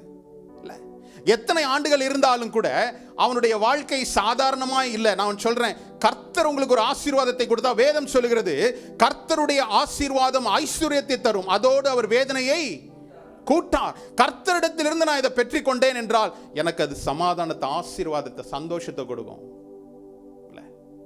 ஹல்லேலூயா. இங்கு சொல்லப்பட்டது பாருங்க, அவன் என்ன செய்தான்? அவனுக்குள்ள தெரியுது, எனக்குள்ள கர்த்தர் இல்லை. இன்னைக்கு உங்களே நீங்க அறிந்து ஆராய்ந்து பார்க்கக்கூடிய ஒரு தன்மை. நான் யோசிக்கிற விதம், நான் பேசுகிற பேச்சு, நான் என்னுடைய செயல்கள், என்னுடைய கிரியைகள், அவனுடைய கிரியை பார்த்தீங்களா? இல்லை, ஒரு மனுஷனிடத்துல கர்த்தர் இல்லைன்னா சக மனிதனை கொலை செய்யதாவது என்னுடைய ஸ்தானத்தை நான் நிலைநிறுத்திக் கொள்ளணும்னு நினைக்கிறோம். இன்னைக்கு இருக்கிற உலகத்துல நான் உழைத்து என்னுடைய நீதியின்படி எனக்கு கிடைக்க வேண்டியது கிடைக்கணும்னு அல்ல, மற்றவனை இழுத்துட்டு நான் முன்னாடி வரணும்னு தான் இன்னைக்கு நினைக்கின்ற ஒரு உலகத்தில் இருக்கிறோம். மற்றவனை பொய்யா சொன்னாலும் பரவாயில்ல, நான் முன்னுக்கு வந்துடணும்னு நினைக்கிறோம். மற்றவனை விழத்தள்ளாலும் பரவாயில்ல, நான் முன்னுக்கு வந்துடணும். இதனால தான் நான் முதல் வாரத்தில் சொன்னேன், இந்த உலகத்தில் வெற்றினா என்ன தெரியுமா? ஒருவனை தோற்கடித்த பிற்பு தான் எனக்கு வெற்றின்னு நினைக்கிறோம். ஒருவனுடைய தோல்வியில தான் இன்னொருத்தனுடைய வெற்றி, இன்னொருத்தனுடைய அழுகையில தான் ஒருத்தன் சிரிப்புன்னு நினைக்கிறோம். அப்படி அல்ல, கர்த்தர் நமக்கு அப்படி வைக்கல. அப்போ இவன் சொல்ற காரியம், கர்த்தர் என்னை விட்டு போயிட்டாரு, தாவீதோடு இருக்கிறாருன்றதை நான் என்ன செய்யறேன்? உணர்ந்துட்டேன் அப்படின்னு சொல்லி. ஆனா இப்படி உணர்ந்தானே அவன் என்ன செய்திருக்கணும்? நீங்களா தான் என்ன செய்திருப்பீங்க? பெரிய கேள்விதான் பாஸ்டர். இவன் கடவுள்கிட்ட போயிருக்கலாம்ல, கர்த்தாவே நான் செய்த பாவங்களுக்காக மன்னிக்கிறேன் கேட்கறேன்னா இல்லை. என்ன தெரியுமா செய்யும்? அசுத்தாவி ஒரு மனுஷனுக்குள்ள வரும்போது ரிப்பென்டன்ஸ்ன்ற வார்த்தைக்கு அவனுக்கு இடம் கொடுக்கவே கொடுக்காது. நான் செய்யறது சரிதானே, நான் எதுல தவறுனேன், நான் செய்யறது சரிதானே, அவன் தன்னை நியாயப்படுத்திக் கொள்ளுகிற நிலைமையில தான் இருப்பான். அதை புரிந்து கொண்டு அவன் என்ன செய்தான்? கர்த்தர் என்னை விட்டு விலகிட்டாரு, தாவீதோடு இருக்கிறாருன்னு சொல்லி அடுத்த 13வது வசனம். அவனை தன்னை விட்டு அப்புறப்படுத்தி அவனை 1000 பேருக்கு அதிபதியாக வைத்தான். அப்படியே அவன் ஜனத்துக்கு முன்பாக போக்கும் வரத்துமாய் இருந்தான். சரி, இல்லை முன்னாடி வசனத்தில் சில காரியங்களை குறிப்புகளை நான் உங்களுக்கு சொல்கிறேன். அவன் தேவன் நம்மோடு கூட இல்லை அப்படின்றத அவன் உணர்ந்துட்டான். அதனால அவனுக்கு என்ன வந்துச்சான்? பயந்து தாவீதை கொஞ்சம் தள்ளி வச்சுட்டான். எப்பொழுது கர்த்தர் நமக்குள்ள இல்லைன்ற வருதோ பயம் ஆட்டோமேட்டிக்காக வந்துடும். இல்லை, பயம் தொடர்ந்து பிடிக்கும். இல்லை, தாவீது சொல்றான், நான் மரண இருளில் பள்ளத்தாக்கில் நடந்தாலும் பொல்லாப்புக்கு பயப்படேன், தேவரீர். அவனுக்குள்ள இருக்கிறது கர்த்தர் என்பது அவன் அறிஞ்சான். அதனால்தான் மரண though I walk through the valley of death, shadow of death, I will not fear. அப்படி சொல்ல முடியுமா? கர்த்தர் என்னோடு கூட இருக்கும்போது எனக்கு எப்பயுமே ரெட் கார்பெட்ல தான் என்னுடைய நடை இருக்கும் அப்படின்னு அவசியம் இல்லை. முட்கள் நிறைந்த பகுதிகளாக இருந்தாலும் கூட கர்த்தர் நம்மோடு கூட இருக்கிறார் என்ற உணர்வை கர்த்தர் நமக்கு கொடுக்கிறார். அவன் சொன்ன காரியம் சவுலுக்கு தெரிஞ்சிச்சு, கர்த்தர் என்னிடத்துல இல்ல, தாவீதோடு கூட இருக்கிறார்னு உடனே அவனுக்குள்ள என்ன வந்தது? பயம் வந்தது. ஆனால் பயப்படுகிற சூழ்நிலையிலும் கூட கர்த்தர் என்னோடு கூட இருக்கிறார் என்று தாவீது உறுதி செய்கிறான். நான் மரண இருளில் பள்ளத்தாக்கில் நடந்தாலும் பொல்லாப்புக்கு பயப்படேன். காரணம் என்னது? தேவரீர் என்னோடு. இன்னைக்கு உங்களை பார்த்து சொல்றேன், நீங்க போகின்ற சூழ்நிலைகள், சந்திக்கின்ற சவால்கள் உங்களுக்கு எதிராய் இருந்தாலும் கூட உங்களுக்கு இருக்கிற உறுதியான மனநிலை என்னவா இருக்கணும்? கர்த்தர் என்னோடு கூட இருக்கிறார். ஹல்லேலூயா. அவருடைய கோலும் தடியும் என்னை தேற்றும். என்னை தேற்றுவதற்கு யாருமே இல்லையேன்னு நினைக்கிறல. அவருடைய கோல் என்னது? அவருடைய வார்த்தை, அவருடைய வாக்குத்தத்தங்கள் என்னை. இல்லை, இன்னைக்கு அநேக நேரங்கள் இயேசு அநேக நேரம் நம்ம என்ன செய்கிறோம்? எக்ஸ்சேஞ்ச் பண்ணிக்கிறோம். இல்லை, யூதாஸை போய் பார்த்தான். யூதாஸ் இயேசு வேணாம், எனக்கு எவ்வளோ வேணும்? 30 பீசஸ் ஆஃப் சில்வர் போதும். இன்னைக்கு உலகத்தில் அப்படிதான் இல்லை. கிறிஸ்துவை காட்டிலும் உலகத்தின் ஆசீர்வாதங்களை நாம் ஓடுவதனால தான் கர்த்தரை விட்டு பின்மாறி இல்லை பின்வாங்குகிறவரை ஜனக்கூட்டமாய் மாறி போறோம். யூத ஜனங்கள் சொல்றாங்க, எங்களுக்கு இயேசு வேணாம், எங்களுக்கு யார் வேணும்? பரபாசை கொடுங்க, அவரு போதும், அவன் ஒரு கொலை தான், பரவாயில்ல, அதை எனக்கு இவரை கொடுத்துடாதீங்க. இன்னைக்கு அநேக நேரம் நமக்குள்ள கிறிஸ்து அதுதான் முக்கியம் இல்லை. அவனுக்கு இந்த ராஜ்யமே அவனுடையதான் தான் இருந்தது. சவுலுக்கு கீழ்பட்டது தான் எல்லாம், பிரபுக்கள், ராஜாக்கள், மக்கள், ஜனங்கள், ஆஸ்தி, அந்தஸ்து எல்லாம் அவனுக்கு இருந்தது. ஆனால் அவனுக்குள்ள இருக்க வேண்டிய முக்கியமான நபர் அவனிடத்துல இல்லை. இன்னைக்கு உங்களுக்கு சொல்றேன், கர்த்தர் மாத்திரம் நீங்க உங்களுடைய உறுதியா நீங்க சொல்ல முடியும், கர்த்தர் என்னோடு கூட, எனக்குள் கர்த்தர் இருக்கிறார்ன்ற உறுதி தன்மை உங்களுக்குள்ள இருந்ததுன்னா எது இல்லைனாலும் அதெல்லாம் வர வைப்பதற்கு கர்த்தருக்கு கண் சிமிட்டும் நேரத்தில் அவர் அற்புதங்களை செய்ய முடியும். ஹல்லேலூயா. அதற்காக நீங்க இயேசுவை விட்டு கொடுத்துறாதீங்க. அதற்காக வார்த்தையில காம்ப்ரமைஸ் ஆகாதீங்க. கர்த்தர் எல்லாத்தையும் என்ன செய்வார்? உங்களுக்கு செய்கிற தேவனா இருக்கிறார். ஹல்லேலூயா. அடுத்தது பாருங்க, 17வது வசனம். 13 வாசிட்டுமா? 14. ஆமா, 13ல இருந்து 16 வரை நீங்க பாத்தீங்கன்னா அவனை கொண்டு போயிட்டு ஒரு உயர்ந்த பொறுப்புல வைக்கிறான். என்னது?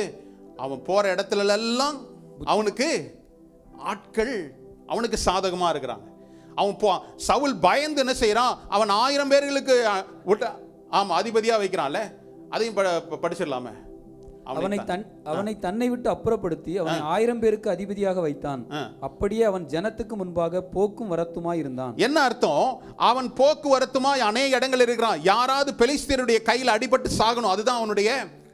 இன்னைக்கு சத்ரு உங்களுக்கு சில ப்ரமோஷனை கொடுக்கலாம். காரணம் என்ன தெரியுமா? இவன் போகும்போதும் வரும்போதும் இவனுடைய சத்துருக்கள் இவனை என்ன செய்யணும்? க்ளோஸ் பண்ணணும், முடிச்சிடணும். அடுத்த வசனம் 14. தாவீது தன் செய்கைகளில் எல்லாம் புத்திமானாய் நடந்தான், கர்த்தர் அவனோடே கூட இருந்தார். ஆமென். இதுதான் சீக்ரெட். ஒவ்வொரு தேவ பிள்ளைகளுக்கும் சீக்ரெட் வேர்ட் என்ன தெரியுமா? God was with him. யோசேப்பை குறித்து பார்க்கும்போது Joseph was a successful man because the Lord was with him. அப்போ எனக்கு முதல்ல நான் ஆஃபீஸ்க்கு கிளம்பும் போது சட்டை போட்டிருக்கேனா, பேண்ட் போட்டிருக்கேனா, எல்லாம் எடுத்துக்கிட்டேனா, மொபைல், பர்ஸ் எல்லாம் எடுத்துக்கிட்டேனான்னு முதல்ல நம்ம பார்க்க வேண்டியது என்ன அர்த்தம்? என்ன காரியம்? என்னைக்காவது நம்ம பார்க்குறோமா? நம்ம வீட்டை விட்டு கிளம்பும்போது கர்த்தர் என்னோடு கூட வருகிறாரா? உங்களுக்கு எவ்வளோ பெரிய டாஸ்க் கொடுத்தாலும் கூட, உங்களால் முடியாத காரியங்களை கொடுத்தா கூட கர்த்தர் என்னோடு கூட இருக்கிறாரா என்ற உணர்வோடு கூட நான் நடந்து கொள்வேனே என்றால் நீங்கள் எங்கே போனாலும் புத்திமானாக தான் நடக்க முடியும். பை மிஸ்டேக்காக கூட நீங்கள் என்ன செய்ய முடியாது? ஃபூலிஷான முட்டாத்தனமா செய்ய முடியாது. புத்திமானாய் நடந்தான். இதனால என்ன செய்தாங்க, அநேக ஜனங்கள் அவனை என்ன செய்தாங்க, விரும்பினாங்க. தாவீதை பார்த்தவொன்னே எல்லாரும் அவனோட ஜெல் ஆயிட்டாங்க, அவனோட கூட என்ன செய்தாங்க, அவனை விருப்பமான ஒரு ஆளா ஆயிட்டான். அடுத்தது பாருங்க 17வது வசனத்தை போயிருவோமே. என் கை அல்ல பெலிஸ்தியரின் கையே அவன் மேல் விழட்டும் என்று சவுல் நினைத்து கொண்டு சவுல் தாவீதை நோக்கி, இதோ என் மூத்த குமாரத்தியாகிய மேராவை உனக்கு மனைவியாக கொடுப்பேன், நீ எனக்கு நல்ல சேவகனாய் மாத்திரம் இருந்து கர்த்தருடைய யுத்தங்களை நடத்து என்றான். ஹல்லேலூயா. இதுதான் உள்குத்துல. நம்ம சொல்லணும்னா ஒரு நல்லது செய்யற மாதிரி இருக்கும், ஆனா இதுல ஒரு சின்ன ட்ராப். இதுதான் கண்ணி. நம்ம என்ன நினைக்கிறோம், ஆஹா எனக்கு ஒரு நல்ல ப்ரொமோஷன் கிடைச்சிருச்சு, நான் என்ன செய்யல, கர்த்தரை விட்டு விலகி போல. அவன் சொல்றான், என் கை அல்ல பெலிஸ்தரின் கையே அவன் மேல் என்ன செய்யட்டுமா, விழட்டும் என்று சவுல் நினைத்து கொண்டு நினைக்கிறான். சத்ருவானவன் நம்மளுடைய கால்களுக்கு கண்ணியை வைக்கிறது என்ன தெரியுமா, சில நேரம் நமக்கு கஷ்டத்தை கொடுக்கறது மட்டும் இல்ல, சில நன்மையானது கொடுக்கிற மாதிரி இருக்கும். ப்ரொமோஷன் தானே கொடுக்குறாரு நம்ம பாஸ் அப்படின்னு நம்ம நினைக்கிறோம். ஆனா அவனுடைய நினைவு எப்படி இருக்குது, தாவீது என்ன நினை, அவன் விழட்டும், எப்படியா அவன் பெலிஸ்தியரின் கை அவன் மேல் விழட்டும், போட்டும், சாவட்டும். என் பாஸ் ரொம்ப எனக்கு ப்ரொமோஷனா கொடுத்து வேலையா கொடுக்குறாரு, கொல்றாரு பாஸ்டர் இல்ல, வேலை கொடுத்து கொல்றாரு. கர்த்தர் நம்மோடு கூட இருந்தா நம்ம என்ன செய்ய முடியாது, we will not die before our time அப்படின்னு வேதம் சொல்லு. நமக்கு குறித்திருக்கிற நாள் வரையும் கர்த்தர் நம்ம என்ன செய்வாரு, பாதுகாப்பார். ஹல்லேலூயா. அவன் நினைச்சிட்டு அவன் என்ன சொல்றானா, இதோ என்னுடைய மூத்த குமாரத்தி ஆகிய மேராவை உனக்கு என்ன செய்வேன், ஆமா நீ நல்ல சேவகனா மாறு. சேவகனா என்ன அர்த்தம், you are in the battle field, நீ தான்ப்பா ஃபுல் இன்சார்ஜ். போ கட்டை கிட்டெல்லாம் எடுத்துட்டு போ, சண்டைக்கு போ, பெலிஸ்தர்ட்ட நீ தான்ப்பா இன்சார்ஜ்ன்றார். நான் என் பொண்ணை கொடுப்பேன். எப்படி ட்ராப்பு, I will give my daughter. ராஜாவுனுடைய பொண்ணே கொடுக்குறாரா, அதோ வரேன் அப்படின்றதுனா போவோம்ல. உங்களெல்லாம் பார்த்தா நீங்களாம் ஐயோ இல்லை பாஸ்டர், நீங்கள் நினைக்கிறது கரெக்டு தான், கல்யாணம் ஆயிருக்கு நிறைய பேருக்கு, இனி நீங்கள் போனீங்கன்னா அடிதான் விழும்.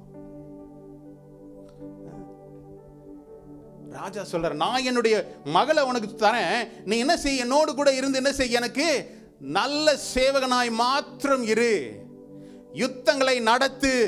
யுத்தத்துக்கு போகணும்னா எப்படி, கஷ்டமா ஈஸியா? ஆமா, இன்னைக்கு நமக்கு ஒன்றும் பிரச்சனை இல்லை, இங்க இருந்து ஒரு பட்டன் நமக்குன்னா அங்க போய் ஒருத்தனை அடிக்குது, ஒன்றும் பிரச்சனை இல்லை. அப்பெல்லாம் எப்படி, நம்ம முன்னாடி போய் நிக்கணும், பேட்டில் ஃபீல்ட்ல யுத்த களத்துல போய் நிக்கணும். நீ போய் நில்லு, நான் என்னுடைய மகளை உனக்கு கொடுக்கிறேன் அப்படின்னு சொல்றார். It's a trap. ஆனால் கர்த்தர் அவனோடு கூட இருந்தபடியினால் எல்லாவற்றிலும் இருந்து அவனை என்ன செய்யறாரு, உங்களுக்கு தெரியாத சில கண்ணிகளில் இருந்து கூட, உங்களுக்கு கண்ணீனே தெரியாது, ஆனா கர்த்தரோடு நீங்க இருந்தீங்கன்னா அவைகளிலிருந்து உங்களை கர்த்தர் பாதுகாக்க அவர் வல்லவராக இருக்கிறார் இல்ல. ஆமா, அடுத்த வசனத்தை பார்ப்போமே. அப்பொழுது தாவீது சவுலை பார்த்து, ராஜாவுக்கு மருமகனாகிறதற்கு நான் எம்மாத்திரம், என் ஜீவன் எம்மாத்திரம், இஸ்ரவேலிலே என் தகப்பன் வம்சமும் எம்மாத்திரம் என்றான். 17வது வசனத்துல இன்னொரு குறிப்பு. சில பேர் பேசுற வார்த்தைகள் அப்படியே என்னது, அப்படியே நைஸா பேசுற மாதிரி தான் இருக்கும், ஆனா என்ன செய்யும், அதுக்குள்ள ஒரு முள் இருக்கும். தாவீதை பார்த்து அவன் சொல்லும்போது அப்படிதான், அவனை பெலிஸ்தர்கள் கை அவன் மேல் வெள்ளட்டும் அப்படின்னு சொல்லி தான் அவன் செய்யறானா. அதுக்கு பாருங்களேன், இன்னொரு இந்த 17வது வசனத்துக்காக இன்னொரு குறிப்பு. சங்கீதம் 55ஆம் சங்கீதத்துல 21வது வசனத்தை பார்ப்போமே. அவன் வாயின் சொற்கள் வெண்ணையை போல மெதுவானவைகள், அவன் இருதயமோ யுத்தம், அவன் வார்த்தைகள் எண்ணெயிலும் மிருதுவானவைகள், ஆனாலும் அவைகள் உருவின பட்டயங்கள். ஹல்லேலூயா. பேசும்போது அப்படியே சாஃப்டா தான் இருக்குது, ஆனா அது குத்தி இறங்கும் போது எப்படி இருக்குது, பட்டயம் போல இருக்குது. சவுல் அப்படிதான் சொல்றான், எப்பா நீ என் மகளை உனக்கு கொடுக்கிறேன், நீ எனக்கு யுத்த வீரனாரு, நீ சண்டைக்கு போ, எல்லாம் நல்லதான் இருக்குது, ஆனா உள்நோக்கம் என்னது, இவன் யுத்தத்துக்கு போவோம், வெட்டுப்பட்டு சாவணும். இதுதான் அவனுடைய திட்டமா இருக்குது. இன்னைக்கு அநேகருடைய திட்டங்கள் நம்மை குறித்து நான் சொல்றேன், தேவன் ஒருவர் தான் நம்மை குறித்து ஒரு நல்ல ஒரு மனநிலையோடு கூட இருக்கிறார். தேவ பிள்ளைகளாகிய நீங்களும் நானும் அவரை போல மாறணும். ஒரு நன்மை ஒரு நம்ம சகோதரனுக்கு கிடைக்கும் போது அவனோடு கூட நாம் சந்தோஷப்படக்கூடிய மகனாய் மகளாய் நம்ம இருக்கணும். அதுதான் தேவன் எதிர்பார்க்கின்ற காரியம் இல்லை. எப்படி இருக்குதான், அவன் வாயின் சொற்கள் எப்படி இருக்குமா, பட்டர் மாதிரி இருக்குமா. எத்தனை பேர் பட்டர் பார்த்துருக்கிறீங்க? நம்ம ஊர்லலாம் பட்டர்னா என்னடா, அதெல்லாம் வசதியான ஆட்கள் இங்கே என்னது தடிக்கு விழுந்தாலும் பட்டர் சிக்கன் தான். பட்டரில் பெட்டராக என்னெல்லாம் பண்ண முடியுமோ எல்லாம் பண்ணிடுது. எண்ணெய் போட்டுனா கூட பட்டரை போட்டுக்கிறோம், எல்லாம் அவ்வளோ கிடைக்குது இல்லை. சொற்கள் பட்டரை வெண்ணெயை போல மெதுவாக இருக்குமா, ஆனால் இருதயம் எப்படி இருக்குமா? யுத்தம் தான், உள்ளுக்குள்ளே இருந்து ஃபைட்டாக தான் வருது. ஆனால் பேசுகிற வார்த்தை நல்லா இருக்கிறீங்களா பிரதர் அப்படின்னு, உள்ளுக்குள்ளே நல்லா இருக்கக்கூடாது அப்படின்னு நினைக்க மாட்டேன்னு சொல்கிறேன் இல்லை. அவன் வார்த்தைகள் எண்ணெயிலும் மிருதுவானவைகள், ஆனால் அவைகள் எல்லாம் என்னவா, உருவின பட்டயம் போல இருக்கும். இப்படிலாம் நான் இருக்கக்கூடாதுன்னு சொல்கிறேன். நீங்கள் இருந்தீங்கன்னா மாற்றிக்கணும். பேசும்போது எப்படி பிரதர் இருக்கீங்க, நல்லா இருக்கீங்களா, எல்லாம் வேலை எப்படி போகுது அப்படின்னு கேட்டுட்டு உள்ளுக்குள்ளே அவர் வேற பதிலை எதிர்பார்க்கக்கூடாது. சரியா? அப்போது சவுல் அப்படி தான் சொல்கிறான், நான் என்னுடைய மகளை உன் மூத்த குமார்த்தியை உனக்கு கொடுக்குறேன், நீ என்னோடு கூட இரு, நீ யுத்தத்துக்கு போக்குவரத்துமா மாத்திரம் இரு. என்ன காரணம்? பெலிஸ்தீரின் கை அவன் மேலே விழணுன்ற ஒரு எண்ணம், நினைவு அவனுக்கு இருக்குது. இப்படிப்பட்ட டிராப்ல இருந்து கர்த்தர் அவனை என்ன செய்றாரு, காக்குறாரு. அடுத்த அந்த 18வது வசனத்தை படிப்போம். அப்பொழுது தாவீது சவுலை பார்த்து, ராஜாவுக்கு மருமகன் ஆகிறதற்கு நான் எம்மாத்திரம், என் ஜீவன் எம்மாத்திரம், இஸ்ரவேலிலே என் தகப்பன் வம்சமும் எம்மாத்திரம் என்றான். தாவீது என்ன சொல்றான்? தாவீது பாருங்க, அவன் யாரு? தாவீது யாரு? அவனுக்கு தெரியும்ல, நான் அடுத்த ராஜாவாய் அபிஷேகம் பண்ணப்பட்டவன், கோலியாத்தை முறியடித்தவன், அடுத்த ராஜா நான் தான். இப்படின்னு அவன் நினைக்கல. தேவனுடைய சமூகத்தில் ஒரு தேவ பிள்ளை அவனுக்கு உண்டான சகல பலத்தையும் குடிச்சு போஸ்ட் பண்றதுக்கு அல்ல, அவன் தாழ்மையுள்ளவனா இருக்கிறான். ராஜா சொல்றாரு, நான் உனக்கு என்னோட பொண்ணை உனக்கு கொடுக்குறேன். அவன் சொல்ற, நான் எம்மாத்திரம், என்னுடைய வம்சம், என்னுடைய ஜனங்கள், என்னுடைய வீட்டார் எம்மாத்திரம்.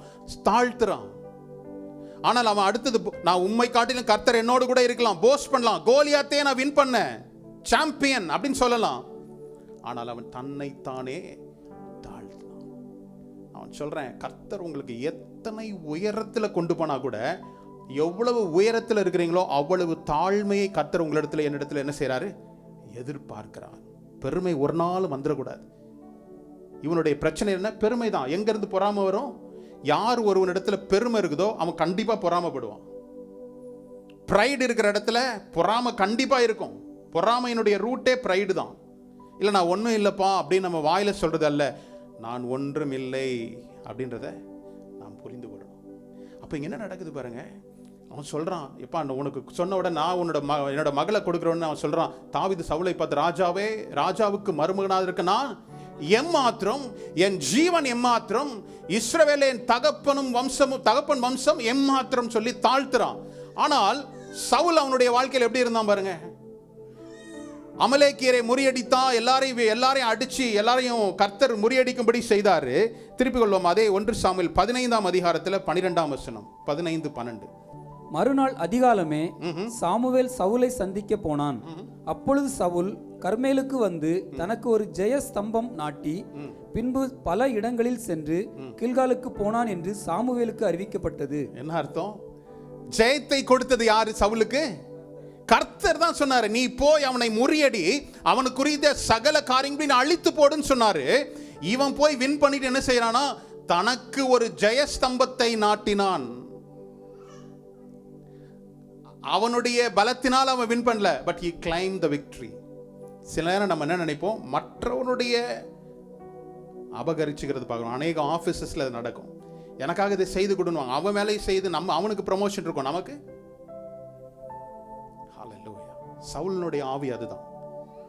he did not give glory to God. கர்த்தருக்கு அவன் மகிமையை கொடுக்கல. இந்த மகிமையை கர்த்தர் தான், இந்த போரை யுத்தத்தை கர்த்தர் தான் எனக்கு ஜெயமாய் மாற்றி கொடுத்தாருன்னு நினைக்கல, தனக்கென்று ஒரு ஜெயஸ்தம்பத்தை நாட்டினான். தேவன் அவருடைய மகிமையை வேறொருவனுக்கு கொடேன் என்று சொல்லியிருக்கிறார். I will not share my glory to anybody. கர்த்தர் எனக்கு உயரத்தை கொடுத்திருக்கிறார், நான் ஆசீர்வாதத்தை பெற்றனா அது கர்த்தருடைய கரத்திற்குள் கொண்டு வரும்போது தான் அது மகிமையின் காரியமாய் மாறும். ஹல்லேலூயா. இல்லை இது நான் பண்ணிட்டேன், அவங்கள காட்டிலும் நான் செஞ்சுட்டேன் அப்படின்னு நினைக்கும் போது சவுலின் ஆவி அங்கே எங்கேயோ இருக்குது. அவன் என்ன செய்தானா, அவன் தனக்கென்று ஒரு ஜெயஸ்தம்பம் நாட்டி பின்பு பல இடங்களுக்கு சென்று, அப்படின்னு என்ன அர்த்தம், நான் தான் வெற்றி பெற்றேன். இல்லை, எப்பொழுது கனத்தை கர்த்தருக்கு கொடுக்காம நம்ம எடுத்துக்கிறோமோ அப்பயே அந்த மனுஷனுடைய டவுன்ஃபால் ஆரம்பிச்சிருச்சு. இல்லை, அப்பயே அவனுடைய வீழ்ச்சி தொடங்கியது அப்படின்னு பார்க்குறோம். ஹல்லேலூயா. அடுத்தது பாருங்க, 19வது வசனம், நம்ம 1 சாமுவேல் 18:19. சவுலின் குமாரத்தி ஆகிய மேராப் தாவீதுக்கு கொடுக்கப்படும் காலம் வந்தபோது அவள் மேகோலோத்தியனாகிய ஆத்ரியலுக்கு மனைவியாக கொடுக்கப்பட்டாள். என்னாச்சு, கல்யாண டைம் வரும்போது நம்ம ஃபர்ஸ்ட் வாரமே பார்த்தோம்ல, யாக்கோபு ஒருத்தர் வஞ்சித்தார் அப்படின்னு பார்த்தோம். அதே மாதிரி தான் இங்க பொண்ணு விஷயத்துல தான் எல்லாம் வஞ்சிக்கிறான். இவர் என்ன செய்தது, நான் என்னுடைய மூத்த குமாரத்தியை உனக்கு கொடுப்பேன்னு சொன்னார். ஆனா காலம் வரும்போது வேறு ஒருத்தனுக்கு கொடுத்துட்டான். ஒரு தேவ மனுஷன் வார்த்தையில் உண்மை உள்ளவனா இருக்கணும். சவுல் அவன் ராஜாவா இருந்தாலும் கூட ஆனால் வாக்கில் சுத்தம் இல்லாதவனா இருக்கிறான். இன்னைக்கு உங்களுடைய வாழ்க்கையில, என்னுடைய வாழ்க்கையில, நாம் தேவன் எனக்குள் இருக்கிறார்னா, என வேதம் சொல்லுகிறது, அவர் சொல்லியும் செய்யாதிருப்பாரோ, வசனித்தும் நிறைவேற்றாதிருப்பாரோ, பொய் சொல்ல மனிதன் அல்ல, மனம் மாற. அழகா எல்லாரும் சொல்லிடுறீங்களா, சூப்பர். நம்ம செய்யறோமா? ஒருத்தட்ட அவர்கிட்ட சொல்றோம், அவர் பார்க்கலாம் பிரதர், கடைசி வரையும் பார்க்கலாமா தான் இருக்குமே தவிர செஞ்ச மாதிரி இருக்காது. இல்லை, ஒரு வார்த்தை ஒருவருக்கு சொன்னோன்னா, ஒருவர் உங்கள்கிட்ட ஜெபிக்க சொல்லி ஒரு காரியத்தை சொன்னா நீங்க என்ன செய்யணும்? ஜெபிக்கணும்னு 2 சவுண்டு, ஜெபிக்கணும் ஜெபிக்கணும், இப்படி 2 சத்தம் தான் வந்துச்சு. ஒருவர் நம்ம நம்பி எனக்கு ஒரு ஜெபத்தை பண்ணுங்க, எனக்காக ஜெபித்து கொள்ளுங்கன்னா எத்தனை பேர் உத்தரவாதமா ஜெபிக்கிறீங்க? அவர் சொல்றாரு, உண்மையுள்ளவன் என்று கருதி அவர் ஊழியத்தை கொடுக்கிறார். இல்லை, உண்மையுள்ளவனாய் கருதி தான் ஒரு ஊழியத்தை கொடுக்கிறார். அந்த உண்மை எப்படி பார்க்குறாரு, உங்களுக்குள்ள ஒரு கொஞ்சத்தை யாரோ சொல்றாங்க, அதை நீங்க செயல்படுத்த தான் இன்னும் அதிகமாக ஊழியத்தை கொடுப்பார். எத்தனை பேர் சபைக்காக ஜெபிக்க போறீங்க? நீங்களே பார்த்துக்கோங்க, கேட்டுருங்க. இப்போ நான் என்ன சொன்னேன், நம்ம சொன்ன காரியத்தை செய்யலாம். அதுதான் கர்த்தர் உத்தமத்தை பார்க்குறார். சபைக்காக ஒரு 5 நிமிஷமா ஜெபம் பண்ணுங்க. சபையில் வருகிற அங்கத்தினர்களுக்காக 5 நிமிஷமாவது ஜெபம் பண்ணுங்க. உங்களுடைய ஜெபத்தில் யாரெல்லாம் உங்களுக்கு சபையில் முகம் ஞாபகம் இருக்குதோ அவர்களுடைய தேவை என்னவா நீங்கள் கர்த்தர் உணர்த்துறாரோ அவர்களுக்காக ஜெபிங்க. இல்லை, அப்போ இங்கே என்ன நடக்குது பாருங்களேன், அவன் ஏற்ற வேலை வந்த உடனே வேறு ஒருத்தனுக்கு கொடுத்துட்டானா பாருங்க. யாக்கோபு 3ஆம் அதிகாரத்தின் 2வது வசனம் நான் படிச்சிடறேன் வேகமா. நாம் எல்லாரும் அநேக விஷயங்களில் தவறுகிறோம். ஒருவன் சொல் தவறாதவனானால் அவன் பூரண புருஷனாயும் தன் சரீரம் முழுவதையும் கடிவாளத்தினாலே அடக்கி கொள்ளுகிற கூடியவனாயும் இருக்கிறான். சொல் தவறாதவன் எப்படி இருக்கிறானா, பூரண புருஷனா இருக்கிறான். My word, keep your words. நீங்க என்ன சொல்றீங்களோ அந்த வார்த்தையில் என்ன செய்யுங்க, உறுதியா இருங்க. ஒருவரோடு கூட நான் நிற்பேன் அப்படின்னா எந்த சூழ்நிலையிலும் நீங்க நிற்பதற்கு தயாரா இருங்க. அது கர்த்தர் பார்க்கிறார். வார்த்தையில் தவறாதவன் பூரண புருஷனா இருக்கிறான். சவுல் அப்படி இல்லை. சவுல் என்ன சொல்றான், அவனுக்கு ஒரு ட்ராப் செட் பண்றான். அவனை நான் என் மகளை கொடுக்கிறேன், நீ என்னோடு இஸ்ரவேலுடைய பெலிஸ்தீனுடைய கை அவன் மேல் விழும்படியாக நீ இப்போ யுத்த காலத்தில் நீ தான் நிக்கணும்ன்றான். அது நடக்கல. அதனால என்ன செய்யிட்டான், அந்த பொண்ணை வேற ஒருத்தனுக்கு கொடுத்துட்டான். அடுத்த வசனம் 1 சாமுவேல் 18. சவுலின் குமாரத்தி ஆகிய மீகாள் தாவீதை நேசித்தாள். அது சவுலுக்கு அறிவிக்கப்பட்ட போது அது அவனுக்கு சந்தோஷமா இருந்தது. ஆமா, ஃபர்ஸ்ட் மிஷன் ஃபெயிலியர் ஆயிருச்சு. பொண்ணு அது ஃபெயிலியர் ஆச்சு. 2வது யோசிக்கிறான், மீகாள் அவனை நேசிக்கிறான்னு தெரிஞ்ச உடனே அவளுக்கு என்னது, ஆஹா, அடுத்த மிஷன், அடுத்த கண்ணி, அடுத்த ட்ராப். இல்ல, எவ்வளோ ட்ராப் வைக்கிறான் பாருங்களேன் சவுல்.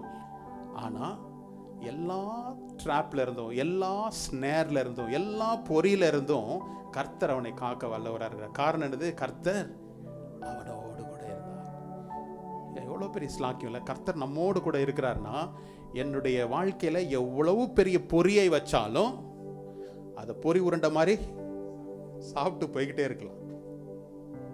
அப்படிதான் சில பேர் சொல்லுவாங்கல்ல, எவ்வளோ பிரச்சனை வந்தாலும் அதை அப்படியே தூக்கி சாப்பிட்ருவோம் பாஸ்டர். இல்லை? அது மாதிரி கர்த்தர் உங்களை என்ன செய்வார்? அப்படி வைப்பார் பாருங்க. அவன் என்ன செய்யறானா? அடுத்த வசனத்தையும் பார்க்கலாமே. அவள் அவனுக்கு கன்னியாய் இருக்கவும் பெலிஸ்தியரின் கை அவன் மேல் விழவும் அவளை அவனுக்கு கொடுப்பேன் என்று சவுல் எண்ணி தாவீதை நோக்கி, நீ என்னுடைய இரண்டாம் குமாரத்தியினால் இன்று எனக்கு மருமகன் ஆவாய் என்றான். அவன் சோர்ந்தே போல பாருங்க. எப்படியாவது அவனை என்ன செய்யணும்? முடிக்கணும். சத்ருவானவன் இதை தான் என்ன செய்யறான்? இன்று உங்களுடைய வாழ்க்கையிலும் என்னுடைய வாழ்க்கையிலும் தொடர்ந்து செய்து கொண்டே இருக்கிறான்.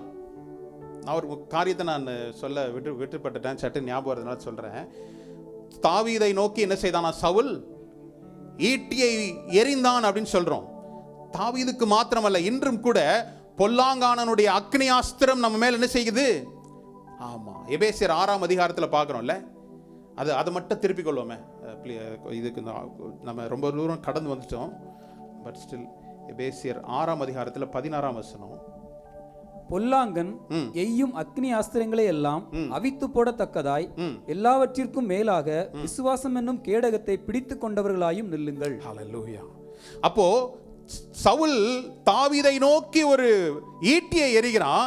இது அந்த சம்பவத்தோடு முடிந்து போகிறதுக்குரிய காரியம் அல்ல. இன்று கர்த்தர் நம்மோடு கூட இருக்கிறார் என்பதை வெளிப்படுத்துகின்ற காரியம் தான் விசுவாசம். பொல்லாங்கானவனுடைய அக்னி ஆஸ்திரம் ஒவ்வொரு நாளும் அவன் என்ன செய்யறான்?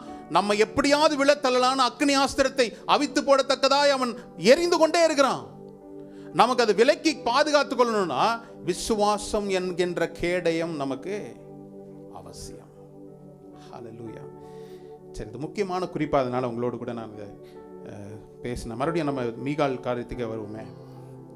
21 சாமுவேல். பின்பு சவுல் தன் ஊழியக்காரரை பார்த்து, நீங்கள் தாவீதோட ரகசியமாய் பேசி, இதோ ராஜா உன்மேல் பிரியமாய் இருக்கிறார், அவருடைய ஊழியக்காரர் எல்லாரும் உம்மை சிநேகிக்கிறார்கள், இப்போதும் நீர் ராஜாவுக்கு மருமகன் ஆனால் நலம் என்று சொல்லுங்கள் என்று கற்பித்தான். இதுக்கு முன்னாடி உள்ள வசனம் 21 மட்டும் அது ப்ரொஜெக்ட் பண்ண போதும்.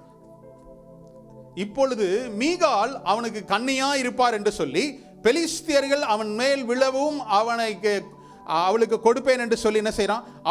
அவனுடைய தாட் ப்ராசஸ் எப்படி இருக்கு பாருங்க. என்னுடைய மருமகனாயிட்டான், கல்யாணம் பண்ணா என்னுடைய மகளை கொடுத்தனா மருமகன், இருந்தாலும் அவனை நான் கொல்லணும். ஹல்லேலூயா. சில பேர் உங்களுடைய வாழ்க்கையில எனக்கு என்ன நடந்தாலும் பரவாயில்ல, இவனை நான் என்ன செய்யக்கூடாது. ஆமா, எத்தனை பேர் அப்படி இருப்பாங்கல்ல? வெளியில சொல்ல மாட்டாங்க. சில பேர் உள்ளுக்குள்ள இருப்பான், இவன் மட்டும் வந்துடக்கூடாது, இதுக்காக நான் என்ன செய்வேன்? ஆமா, எனக்கு ஒரு கை போனாலும் பரவாயில்ல, அவனுக்கு 2 கையும் போகணும். 2 பேர் பக்கத்து வீட்டுல இருந்து நல்லா பயங்கரமா தேவனை ஆராதிச்சுட்டு இருந்தாங்க. ஒரு தேவ தூதன் வந்தாராம். அப்பா, நீ ரொம்ப பயங்கரமா ஜெபம் பண்ற, உனக்கு என்ன வேணும் அப்படின்னாராம். உடனே அவன் என்ன கேட்டானா, பக்கத்து வீட்டில் என்ன கேட்குறான்னு கேட்டுவாங்க ஃபர்ஸ்ட்டு, அப்புறம் நான் சொல்கிறேன்னாராம். அங்கே போனாராம் அவர். எப்பா, உனக்கு என்ன வேணும்? அவன் கேட்டான். அவன் என்ன வேணும்னு கேட்டான். அவன் உன்னை கேட்டு வர சொன்னான் அப்படின்னு சொன்ன உடனே அவன் சொன்னாராம், அவன் இந்த கதை எப்படி போகும் இல்லை, அவன் சொன்னானா, எனக்கு அவன் கேட்குறதுல 2 மடங்கு எனக்கு வேணும்னு கேட்டானா. அவன் என்ன கேட்குறானோ அதுக்கு 2 மடங்கு எனக்கு வேணும்னு சொல்லி கேட்டிருக்கான். உடனே அந்த தூதன் இங்கே வந்துட்டு, எப்பா, அவன் என்ன கேட்டான்னா, நீ என்ன கேட்டாலும் அவனுக்கு 2 மடங்கு வேணும்னு கேட்டான். அப்போ எனக்கு ஒரு கை, ஒரு காலு, ஒரு கண்ணு எனக்கு வேண்டாம் அப்படின்ட்டானா. எனக்கு ஒரு கண்ணு போனாலும் பரவாயில்ல, அவனுக்கு 2 கண்ணு போகட்டும்.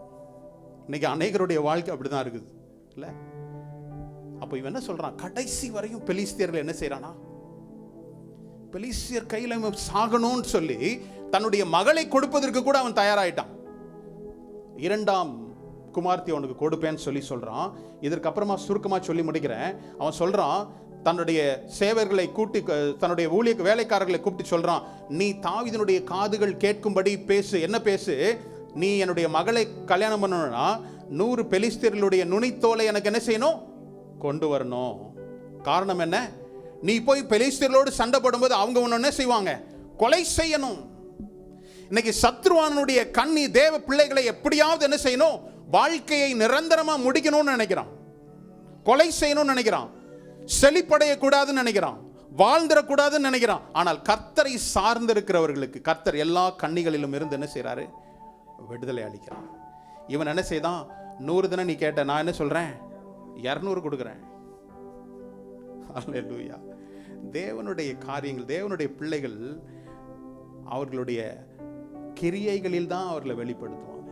வாயில் சண்டை போடுறதல்ல, their deeds. என்னுடைய கிரியைகள் எப்படியா இருக்கு?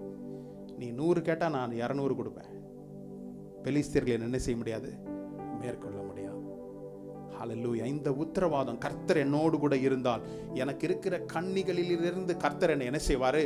விடுவித்து காத்து என்னை நடத்துகிற தேவனாயிருப்பார். ஒரு விஷயம் நம்ம எழுந்திருப்போமா? உங்களுடைய இருதயங்களை கர்த்தருக்கு நேராய் திருப்பும்படி